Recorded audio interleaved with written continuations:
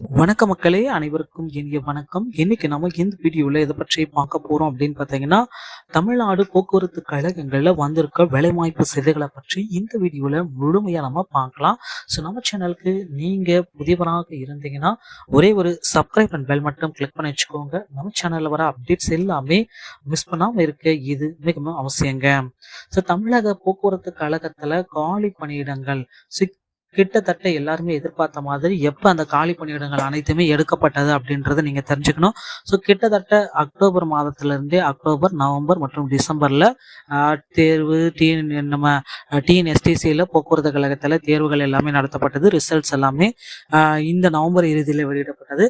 So ரிசல்ட்டை பொறுத்த வரைக்கும் நீங்க 20ல இருந்து 25 பெற்றிருந்தா உங்களுக்கு வந்து பாத்தீங்கன்னா அழைப்பு கடிதம் வருமா, 25ல இருந்து 30 பெற்றோர்களுக்கு அழைப்பு கடிதம் வருமா, 30 to 35 பெற்றோர்களுக்கு கன்ஃபார்மா கிடைக்குமா, இப்படி வந்து நிறைய பேர் நிறைய சந்தேகத்தோட இருக்கீங்க.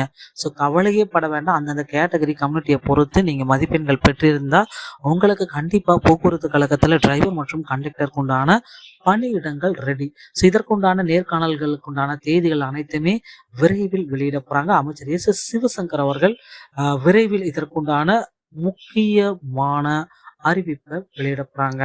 ஸோ போக்குவரத்து துறையில நீங்க எல்லாருமே எதிர்பார்த்துட்டு இருக்க அந்த அறிவிப்பு, புதிய காலி பணியிடங்கள் எப்பொழுது சார் வெளியிடுவாங்க, எங்களுக்கு புதிய நியமனங்களை கொடுங்க அப்படின்ட்டு நிறைய நபர்கள் மீண்டும் வெயிட் பண்ணிட்டு இருக்காங்க. ஸோ வருடம் வந்து பாத்தீங்கன்னா போக்குவரத்து கழகத்துல ரிட்டையர்மெண்ட்டோடைய எண்ணிக்கை அதிகரித்து தாங்க இருக்கு. நாளுக்கு நாள் போக்குவரத்து கழகத்துல ரிட்டையர்மெண்ட் பீப்புளோடைய எண்ணிக்கை கிட்டத்தட்ட அதிகரித்து தான் இருக்கு. ஒவ்வொரு ஆண்டும் 20,000 பேர் ரிட்டையர்மெண்ட் வந்துடுறாங்க. ஆனா பணியிடங்கள் எடுப்பது அவ்வளவு கிடையாது. ஸோ இதனால வந்து பாத்தீங்கன்னா அதுவும் பேருந்து ஒரு இலவச சேவை. போக்குவரத்துல அதிக அளவுல ஆட்களை எடுக்கணும் அப்படின்னா டிரைவர் மற்றும் கண்டக்டருக்கு உண்டான பணியிடங்களை இந்த ஆண்டு அதிக அளவுல எடுப்பாங்க அப்படின்றத நம்ம நிச்சயமா எதிர்பார்க்கலாம்.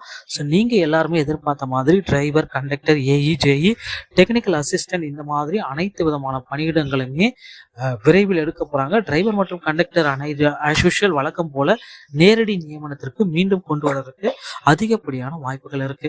இவர்களை நேரடியான பணி நியமனத்துல கொண்டு வந்துடலாம் அப்படின்ற அளவுக்கு யோசனைகள் எல்லாமே மீண்டும் போயிட்டு இருக்குங்க.